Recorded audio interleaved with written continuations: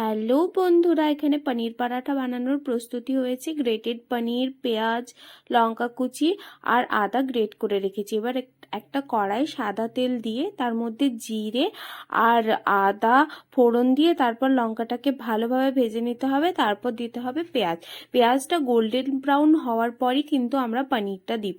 পনিরটা বেশ ভালো লাল করে, বেশি ভাজলে একটু শক্ত হয়ে যায়, অল্প ভেজে ওপর থেকে একটু চিলি ফ্লেক্স আমি দিয়ে দিয়েছিলাম। এটাও অপশনাল, তোমাদের ইচ্ছে হলে তোমরা ঝাল খেতে চাইলে দিতে পারো, না হলে না দিলেও চলবে। এরপর ভালোভাবে এটাকে থালায় তুলে ওপর থেকে আমি নুন আর একটুখানি গরম মশলা দিয়ে দিয়েছিলাম। ব্যাস, এরপর আটা মাখানো ছিল সাইডে। আটাটার মধ্যে ভালো করে 1 চামচ করে ভরে, আমার বাড়িতে পাতলা পাতলা খাওয়ার প্রচলন আছে পরোটা, সেই জন্য আমি ছোট ছোটই করি। অনেকে অনেক বড় বড় করে, আর আমার কাছে যে তাওয়াটা আছে শাঁকার, ওটাও ছোট। এরপর ভালোভাবে এটাকে মুড়ে বেলে নিতে হবে। বেলে নেওয়ার সময় একটু হালকা হাতে বেলতে হবে, যাতে ওই পুরটা না ফেটে বেরিয়ে আসে। তাহলে আবার পনিরটা পুড়ে পুড়ে গেলে ভালো লাগে না, আলুটা একটু লাল হয়ে গেলে তাও ভালো লাগে। এরপর ভালোভাবে ঘি দিয়ে ভেজে নিলেই তৈরি আমাদের পনিরের পরোটা।